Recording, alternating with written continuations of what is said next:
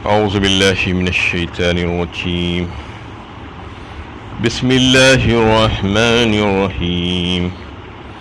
واعبدوا الله ولا تشركوا به شيئا وبالوالدين إحسانا وبذي القربى واليتامى والمساكين والجار ذي القربى والجار الجنب والصاحب بالجنب وابن السبيل وما ملكت أيمانكم ان اللہ لا يحب من كان مختالا فخورا. اور اللہ ہی کی عبادت کرو اور کسی چیز کو اس کا شریک نہ ٹھہراؤ. والدین کے ساتھ نیک سلوک کرو. نیز خرابت داروں، یتیموں، مسکینوں، رشتہ داروں، ہمسایہ، اجنبی ہمسایہ، ہم نشین، مسافر اور لونڈی غلاموں کے ساتھ جو تمہارے قبضے میں ہو حسن سلوک کرو. اللہ اعترانے والے اور فخر کرنے والے لوگوں کو پسند نہیں کرتا. یہ سورہ نساء کی 36 نمبر کی آیت ہے. گزشتہ درس سے اس پر بات چل رہی تھی. اس میں اللہ تعالیٰ کی عبادت، اطاعت، ان کے حقوق اور بندوں کے حقوق کے تعلق سے تذکرہ کیا گیا ہے. اس میں سب سے پہلے والدین کے حقوق کا تذکرہ اور دیگر قرابت داروں کے حقوق کا تذکرہ کرتے ہوئے ایک حق کا جو ہے ذکر کیا گیا. اس میں یہ ہے کہ وہ صاحب بالجنب. صاحب بالجنب کسے کہتے ہیں؟ پہلو کا ساتھی جسے کہا جاتا ہے، ہم نشین، رفیق سفر، یعنی وہ ساتھی جو کچھ دیر کے لیے آپ کے ساتھ آ گیا تھا، یعنی وقتی طور پر کچھ لمحوں کے لیے، کچھ دیر کے لیے، مثلا سفر میں آپ کے ساتھ، ہوائی جہاز میں آپ کے ساتھ بازو بیٹھا ہوا تھا، یا ٹرین میں، یا بس میں، کار میں، یا کوئی ایسی مجلس تھی جس میں وہ بھی شریک تھا، آپ بھی شریک تھے، یا کوئی ایسے جو ہے دیگر موقعوں پر شریک تجارت ہو یا ہم سبق ہو، یعنی جو وہ ہے مستقل آپ کا ساتھی نہیں رہا لیکن کچھ دیر کے لیے آپ کا ساتھی رہا، تو اس کا بھی حق اللہ تعالیٰ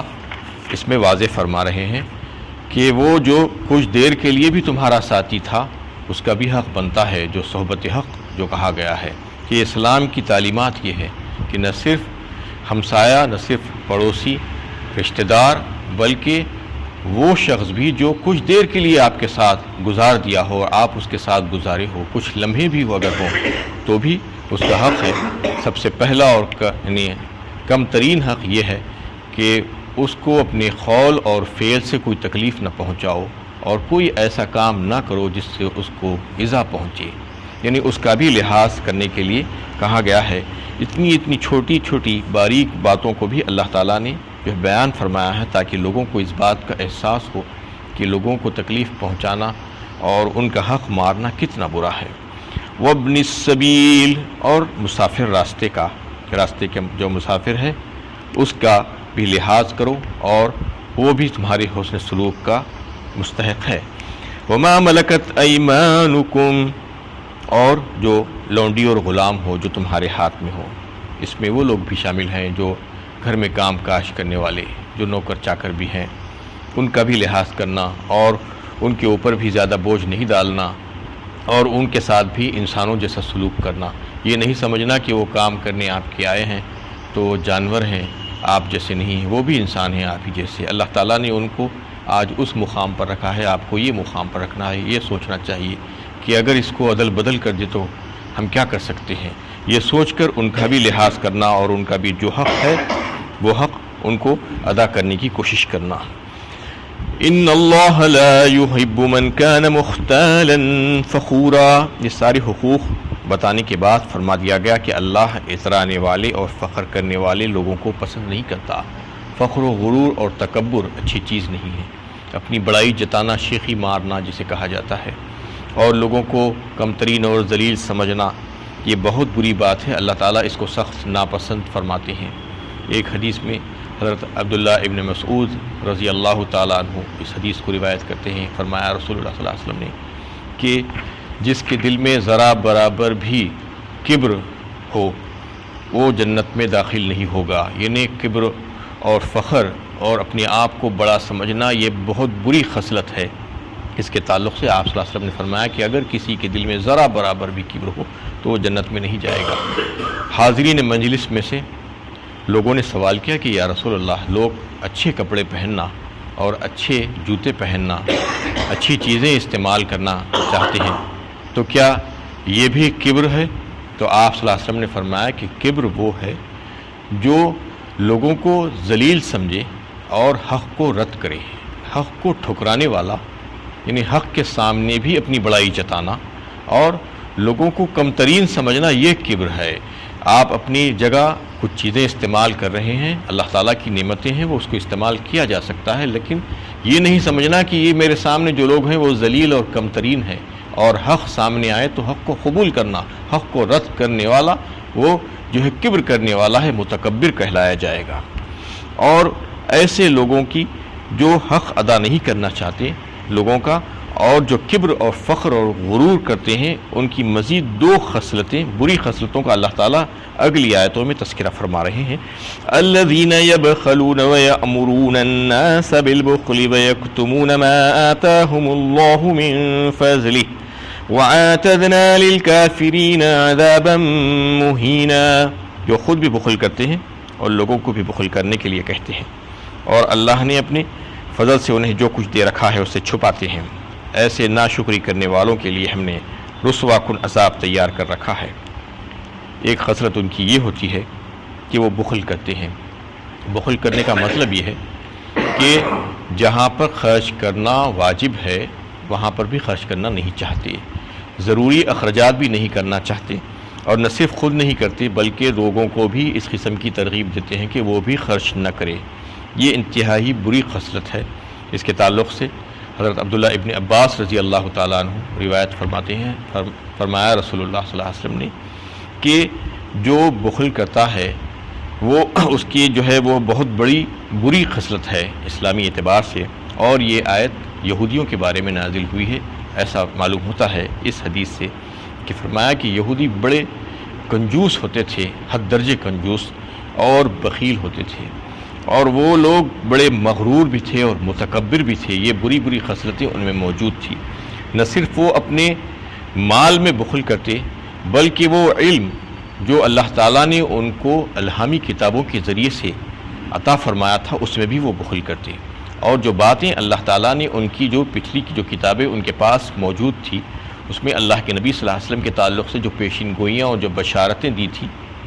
آپ کی جو ہے اوصاف بتائے تھے، یہ ساری باتیں انہوں نے چھپا دی اور لوگوں کو انہوں نے اس میں سے کچھ بھی نہیں بتایا۔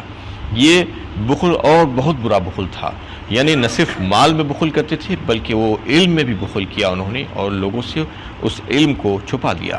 اور بخل کرنے والوں کے تعلق سے کئی ایک احادیث، متواتر احادیث آئی۔ حضرت ابو ہریرہ رضی اللہ تعالیٰ عنہ جو ہے اس حدیث کو روایت کرتے ہیں، فرمایا رسول اللہ صلی اللہ علیہ وسلم نے کہ دو فرشتے ہر صبح نازل ہوتے ہیں۔ ایک فرشتہ جو سخی ہے، جو راہ اللہ میں خرچ کرنے والا ہے، نیک کاموں میں جو خرچ کرنے والا بندہ ہوتا ہے، اس کے لیے دعا کرتا ہے اللہ تعالیٰ سے کہ یا اللہ اس کو نیا مال عطا فرما، اس نے جو ہے اپنا مال خرچ کیا ہے اچھی راہوں میں، اس کو قبول فرما اور اس کے عوض میں اس کو اچھا اور نیا مال عطا فرما۔ اور ایک دوسرا فرشتہ جو بخیل ہوتا ہے اس کے حق میں بد دعا کرتا ہے کہ اے اللہ اس کے مال کو تباہ کر دے اور ہلاک کر دے اور اس کو نیا مال عطا فرما۔ مطلب یہ ہے کہ مال تو ملے گا، لیکن اگر کوئی اچھے راہوں میں، اچھے خرچوں میں جو ہے اس کو استعمال کر لے گا اللہ کے بتائے ہوئے راستوں پر، تو مطلب یہ ہوگا کہ پھر سے اس کو نیا مل جائے گا، وہ برکت ہو جائے گی، اس کے پاس سے خرچ ہونے کے بعد ختم نہیں ہوگا، اور جو خرچ نہیں کرے گا اس کے پاس ویسا ہی رہ جائے گا اور وہ کہیں نہ کہیں ضائع ہو جائے گا، پھر سے اللہ تعالیٰ اس کو عطا فرمائیں گے۔ بالکل ایسا جیسا کہ ایک گھڑے میں پانی رکھا ہوا ہے، تو پانی اگر آپ استعمال کریں گے تو پھر سے اچھا نیا فریش پانی آ جائے گا، اور اگر استعمال نہیں کریں گے تو ویسا ہی گندا رہ جائے گا۔ تو اس لیے اللہ کی راہ میں خرچ کرنے والوں کے لیے فرشتے روزانہ ہر صبح دعا کرتے ہیں۔ اور ایک حدیث میں جو ہے اس کو حضرت اسماء رضی اللہ تعالیٰ عنہ روایت کرتے ہیں، فرمایا رسول اللہ صلی اللہ علیہ وسلم نے کہ اسماء تم یعنی بھلائی کے راستے میں خرچ کیا کرو، خیر کے راستے میں خرچ کیا کرو، اور گن گن کر مت دو، کیونکہ اگر تم گن گن کر دو گی تو اللہ تعالیٰ بھی تم کو گن کر دینا شروع کر دے گا۔ تو اس لیے اللہ کی راہ میں بے دریغ خرچ کرنا چاہیے، جتنا ممکن ہو سکے اتنا خرچ کرنا چاہیے۔ اور ایک حدیث میں حضرت ابو ہریرہ رضی اللہ تعالیٰ عنہ اس حدیث کو جو ہے روایت کرتے ہیں، فرمایا رسول اللہ صلی اللہ علیہ وسلم نے کہ جو بخیل، جو سخی ہوتا ہے، جو راہ اللہ میں خرچ کرنے والا بندہ ہوتا ہے، اس سے اللہ تعالیٰ قریب، اس سے جنت قریب، اور اس سے لوگ قریب ہو جاتے ہیں، لوگوں کی نظروں میں وہ پسندیدہ ہو جاتا ہے، اور جہنم اس سے دور کر دی جاتی ہے۔ اور جو بخیل ہوتا ہے اس سے اللہ دور، اس سے جنت دور، اور لوگ اس سے دور، اور لوگوں کی نظروں میں بڑا مقبوض ہو جاتا ہے وہ، اور جہنم کے قریب ہو جاتا ہے۔ تو یہ بخیل کی خصلت ہوتی ہے۔ آپ صلی اللہ علیہ وسلم نے فرمایا، متواتر احادیث میں جو ہے ان کی جو برائیاں ہیں اس پر سخت وعیدیں آئی ہیں، اس کا تذکرہ اللہ کے نبی صلی اللہ علیہ وسلم نے فرمایا۔ والذین ينفقون اموالهم